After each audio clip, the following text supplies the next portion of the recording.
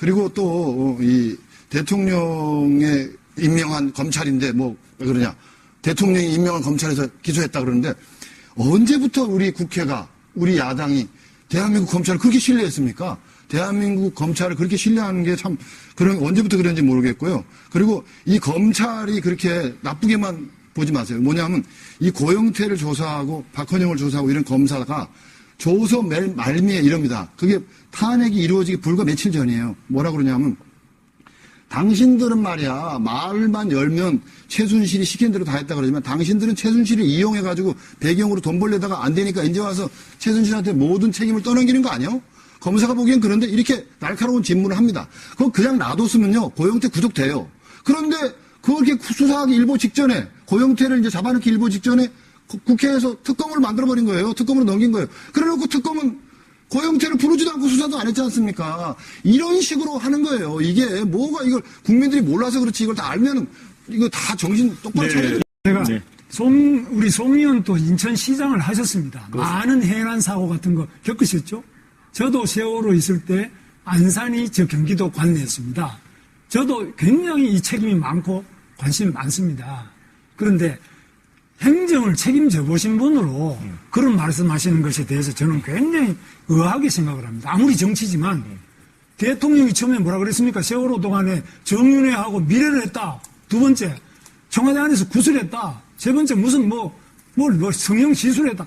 여기 자료가 다 나와 있지 않습니까? 분다리 초단이. 그런데 잘못됐다고 지금 자기들이 잘못 보도했다고 사과한 사람이 있고 잘못 발언했다고 사과한 국회의원이 있습니까? 그래서 대통령이라고 너무 그러면 안 되고, 그 다음에 관저 근무에 대해서 이야기하시는데요. 관저 근무, 저도 경기도에 살 때 관저에 있을 수 있습니다. 그럼 지금 보세요. 지금 각 도지사하고 각직에 있는 그런 행정의 책임을 맡은 막중한 분들이 지금 선거운동 한다고, 그것도 사전선거운동 한다고, 대통령 선거 나간다고 돌아다니는 이런 사람들은 아무런 비판도 안 하고 자숙도 안 하고 대통령이 거기 앉아서 분단위 초단위로 다 보고받고 다 했는데 현장에 안 나타났다. 그 다음 말 한마디 뭐 한 걸 가지고 꼬투리를 잡아가지고 대통령을 파면시킨다면 대한민국 공무원 중에 나만 할 공무원이 누가 있느냐 이거죠. 저는 솔직히 말해서 제 자신도 그렇게 되면은 저도 파면됐어야지. 우리 시장, 송영길 우리 전 인천시장님, 당시 시장님도 께서 말씀하신 그거 아닙니까? 이 재단 설립할 때 이 모금한 거 이거 가지고 지금 대통령 권한이다 남용이다 이거 아니에요? 이거 제가 말씀드릴게요. 이게 그 작년 말에 보면 국회에서 농어촌 상생협력기금법이라는 걸 통과시켰습니다. 이게 뭐냐면 기업들한테 1년에 1,000억 원씩 조성해라. 그래서 앞으로 10년간 1조 기금을 마련하겠다는 거예요. 그래서 대기업들이 이거 뭐 자꾸 이렇게 국회에서 돈 걷어오라 그러냐. 이렇게 이제 그런 반발도 있었어요. 사유재산 침해 아니냐. 그런데 보십시오. 1,000억 원씩 1조까지 만들겠다는 겁니다. 기업한테. 그걸 이제 국회에서 이제 통과시켜서 하는데 대통령이 재단한 거는 788억이에요.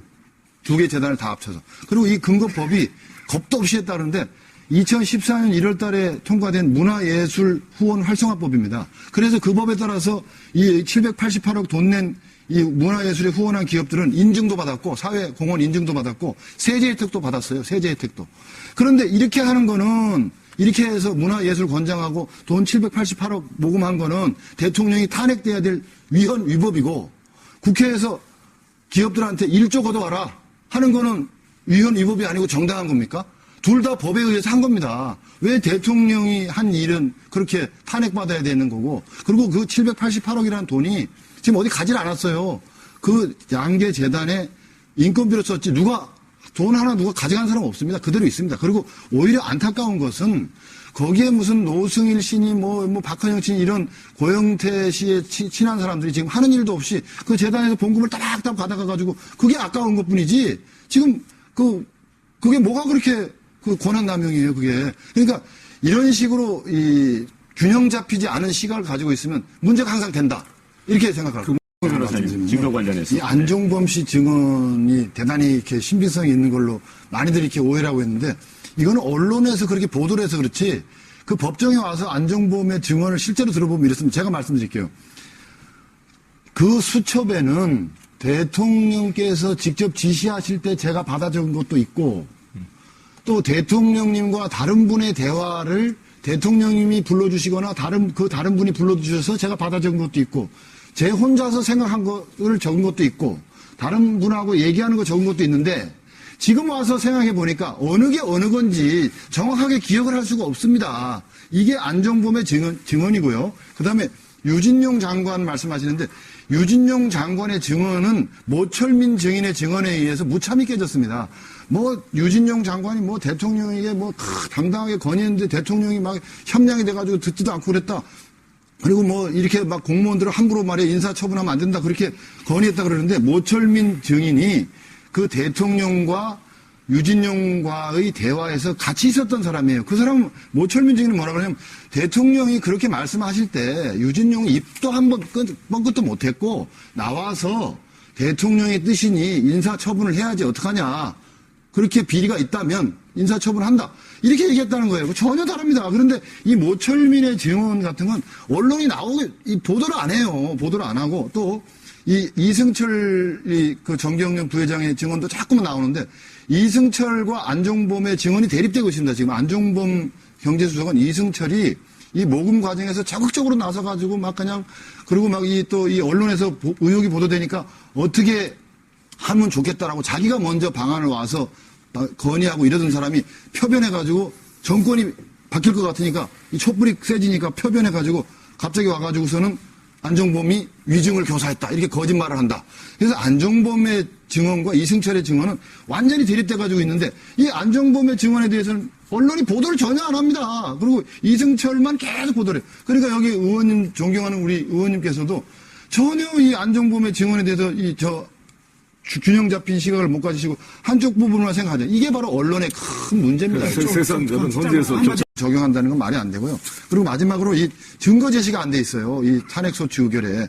이 발의할 때부터 이 증거를 제시하게 되는데, 증거라고 붙인 거는 의혹으로 점철된 이 언론 보도하고, 그 다음에 검찰의 공소장인데, 의혹 보도에 불과한 언론 보도가 증거가 되지 않는다는 것은 이건 누구나 다 아는 상식이고, 이 검찰의 공소장이라는 게 증거가 되지 않는다는 것은 이거는 검사가 사건을 바라보는 자기의 심증이요, 자기의 의견입니다. 만약에 이것이 증거가 된다고 한다면은, 그렇다 그러면 국정조사는 뭐하러 필요하고, 특검은 뭐하러 필요하고, 재판은 뭐하러 필요합니까? 또 법원이 왜 필요합니까? 그러니까 이걸 신뢰도가 가장 떨어지는 국민의 신뢰도가 가장 떨어지는 검사의 의견 하나를 그 다음으로 신뢰가 떨어지는 국회가, 이제 국회가 그 다음, 검찰 다음으로 신뢰가 떨어지는 기관이거든요. 여기 국회의원들이 일개 검사의 주관적 의견에 불과한 공소장을 증거로 채택해가지고 일국의 대통령을 권좌에서 몰아내기 위한 이러한 행위를 감행한다는 건 이건 부적법해서 각하를 면할 수가 없습니다. 그 소추위 측에서 이제 많이 인용하는 증거가 그 안종범 수첩이에요. 그 다음에가 이제 태블릿 PC였고, 그 다음에 이제 녹음 파일인데 이게 3대 물증입니다. 그런데 보십시오. 안종범 수첩이라는 이 물증이 헌법재판소에 안 옵니다. 또 안종범 본인 재판에도 이 원본이 제출되지 않습니다. 이거는 뭘 의미하는 건가 하네요. 살인사건, 강도사건에서 그 강도짓 하는 거, 살인행동하는 거를 찍은 CCTV 화면이 있다고 경찰이나 검찰에서 CCTV 화면이 있어. 이렇게 호언장담하면서 막상 재판을 하니까 그 CCTV 화면을 안 내고 동네 사람들 막 불러가지고 증인을 내세워가지고 그날 밤에 막 그냥 큰 소리 나는 거 들었지 않냐, 사람 죽는 소리 들었지 않냐, 이렇게 딴 얘기 하는 거예요. 왜 그 물증을 왜 안 냅니까? 그 안종범 수첩이 그렇게 정가의 보도인데, 아니 헌법재판소에 내달라는데 안 가져와요. 그 간첩 이해가 안 가고, 또 태블릿 PC도 그렇게 중요한 증거라 그러고 그 태블릿 PC 때문에 온 나라가 이렇게 됐는데 그 태블릿 PC를 제출을 안 합니다. 도대체 그 안에 뭐가 들었고 뭘 어떻게 조작이 돼 있길래 그걸 내지 못하냐. 그리고 녹음 파일 2395개, 이 김수현 녹음 파일인데요. 이게 고영태 녹취록이라고 알려져 있는데 이 2395개를 다 들어보자고 그러지도 않았습니다. 우리는. 그중에서 중요한 거 골라가지고 국민 앞에 공개 검증하자. 그러면 그 안에 엄청난 내용이 들어있어요. 검찰의 공소장 내지는 검찰 조서와는 전혀 다른 이야기가 거기에 시대순으로 쫙 녹음되어 있고 회의 전부 다 되어 있습니다. 그걸 틀어보면은 중요한 얘기가 나와요. 거기에 뭐 K스포츠 재단을 갖다가 말이야 한 방 퍽 날려가지고 말이야 조직을 장악해가지고 뻥 터트려서 뭐 돈을 벌어야 된다는 둥, 뭐 차은택을 제거해야 된다는 둥, 뭐 이제 최순실을 다 써먹었고 심지어는 뭐 대통령님을 갖다가 얘네 걔네 할 때 그 걔라 그러면서 걔를 몰아내고 다른 세력과 손잡아야 돼. 뭐 이런 식의 당돌하게 그지없는 이야기들, 황당하게 그지없는 이야기들. 그래서 야 이것은 이 사건은 검찰이 만들어오는 프레임과 정반대가 진실인가 보다. 이러한 의심을 충분히 자아내게 하는데도 그런 증거조사도 지금 이루어지지 않고 허덕거리면서 빨리 재판한다는 겁니다. 왜 이 중대한 헌법 재판이 국회의 의결도 잘못됐고 이런 재판이 헌법재판관 한 분의 임기에 연동돼가지고 3월 13일까지 안 하면 무슨 난리가 납니까? 이게 참 여러 가지로 문제가 많습니다. 참고로 지금 방금 말씀처럼 증거가 확정되지 않고 다 변호사시잖아요. 증거도 확정되지도 않고 검찰이 그것도 처음에 기각된 걸 가지고 또 억지로 특검이 억지로 해서 구속영장이 발부되었으니까 대통령은 파면이다. 대통령은 뇌물이다.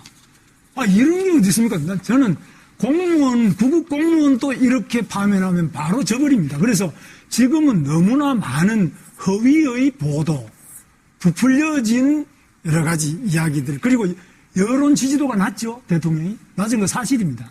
낮으니까. 그러면 과거 대통령도 임기 말에 노무현 대통령 다 낮다고. 여론이 낮고, 그 다음에 스캔들이 발생했으니까 형님이 잡혀가고 이러니까, 창피해서 얼굴을 못 뜨겠다. 대통령 파면 안 됩니다. 그래서 여론에 의한 것이거나, 허위 사실에 의한 것이거나, 검찰이 기소를 했으니까 대통령 파면이다. 이런 모든 것들이 우리 법치주의에 근본적으로 반하는 거 아닙니까? 우리 변호사님들 법을 공부하셨잖아요. 우리나라가 이렇게 법을 무시하고 촛불 많이 들면 촛불로 가고 태극기 많이 들면 태극기 가고 이게 인민재판 아닙니까? 대통령을 이렇게 해서 투표가 왜 필요합니까? 그러면 많이 떠들고 뭐 인기 있는 사람 그냥 인기 있는 지금 여당에 검찰이 기소한 거라니까 우리가 한 게 아니고. 그러니까 검찰이 기소를 해도 기소하면은 그랬고 지금 의원님들 중에도 3심 가서 무죄돼가 지금 당 대표도 하고 있지 않습니까? 국회의원들은 그러면 그렇게 죄를 많이 짓고 1심, 2심, 3심 갔다가 대법원에 파기환송돼서 다시 지금 국회의원 다 하고 있고 대통령은 기소만 하면 기소도 안 한 것도 대통령 파면이다 그러면 이 나라 대통령이 약자 중에 약자고 억울한 사람 중에 억울한 사람이 마녀사장이고 인민재판이지 이게 뭡니까? 오규 변호사님. 지금 세월호 행적에 대해서 밝히지 못한다. 이걸 계속 얘기를 하고 있는데요. 한번 보십시오. 저기 화면 한번 보일게요. 보세요. 9시 53분, 10시, 10시 15분, 10시 22분. 보십시오. 10시 30분, 10시 36분, 10시 40분, 10시 57분, 11시 20분, 11시 23분, 11시 28분, 11시 34분, 11시 43분, 12시 5분. 이런 식으로 계속 해가지고 분단위, 초단위로 계속 해가지고요. 끝도 한도 없이 계속해서 이걸 다 밝혔습니다. 이렇게 밝히고 이거는 청와대 홈페이지도 밝혔고 처음부터 이 시정 일관되게 밝히는데 언론이 보도를 안 해요. 이 밝힌 내용을. 그러면서 계속해서 왜 안 밝히냐 안 밝히는데 아니 이렇게 밝혔으면 됐지. 그리고 또 밝히면 더 밝혀라. 밝히면 더 밝히라 그러는데 그러면요 오히려 거짓말쟁이가 됩니다. 한번 밝힌 걸 그대로 놔둬야지. 재촉한다고 더 자세해지고 재촉한다고 더 자세해지고 그러면 거짓말한다고 그렇게 뻔하고요. 그다음에 그 합병 문제도 그럼 뇌물 받고 합병을 해라고 도와주라 이래가지고 국민연금이 움직여서 국민연금은 1,000억 손해봤다 그러는데 그러면 그 소액 주주들 있잖아요. 삼성물산이 삼성물산하고 제일모직이 합병하는 거에서 삼성물산이 손해봤다고 그럽니다. 근데 그 손해를 감수한 90%의 소액 주주들이 손해를 감수하고 다 합병에 찬성을 했어요. 왜냐하면 합병에 찬성을 안 하면 엘리어트라는 외국의 자본이 들어와가지고 투기성 자본이 들어와가지고 이 삼성물산의 주가가 반토막 3분의 1토막으로 나기 때문에 손해를 덜 보기 위해서 어쩔 수 없이 전부 다 찬성을 하는 겁니다.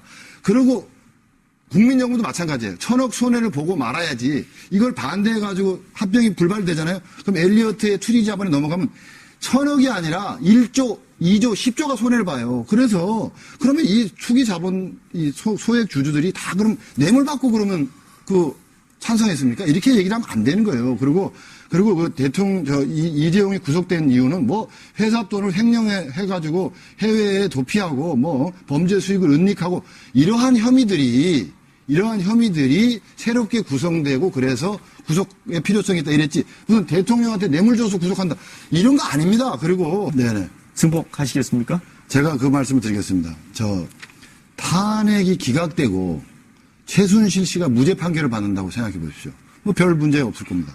논리적으로 일관되니까요. 그런데 탄핵이 기각됐는데 최순실은 유죄가 되고 대통령께서 무죄가 된다. 이것도 그런 경우의 수가 되면 참을 수가 있을 겁니다. 또 탄핵이 기각되고 최순실이 유죄가 되고 대통령이 또 유죄가 됐다. 이러면 이제 상당한 책임 추궁이 완료되겠죠. 그런데 탄핵이 인용되는데 만약에 인용되는데 최순실이 유죄가 되고 대통령도 유죄가 된다면 모르지만 탄핵이 인용되는데 최순실이 유죄가 됐어요. 그런데 대통령은 무죄 판결을 받아보십시오. 나중에 형사 판결 훗날. 그러면요 이거 참을 수 없는 결과입니다. 이거 나라가 도저히 유지가 안 됩니다. 그리고 탄핵이 인용되는데 또 최순실이 무죄가 돼 보십시오. 이런 일이 있으면 이게 나라가 어떻게 되겠습니까?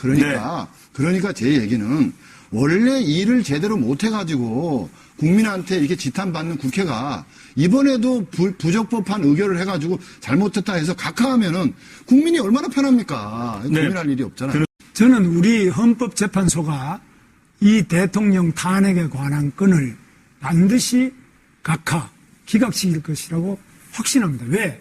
증거 없이 무죄인 상태에서 바로 대통령직을 투표에 의해서 당선된 대통령을 탄핵한 잘못을 저지른 국회와 그리고 또 특검 이런 부분들에 대해서 헌법재판소는 판단을 내려줘서 다 잘 기각으로 잘 해주실 것을 보고 당연히 헌법재판소의 판단을 존중해야 된다. 그래야만 우리가 인민재판 촛불이든지 태극기든지 광장 정치를 이제 끝내고 정상적인 자유민주주의 법치주의로 돌아갈 수 있다고 봅니다.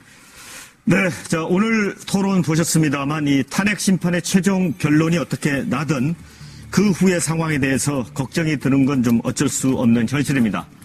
자, 이 헌법재판소의 현명한 결정을 기대하면서 다른 한편으로는 이 헌재 결정 이후의 혼란을 막기 위한 정치권의 깊은 고민 또 책임 있는 자세도 함께 주문하고 싶다는 말씀으로 이 시간을 정리하도록 하겠습니다.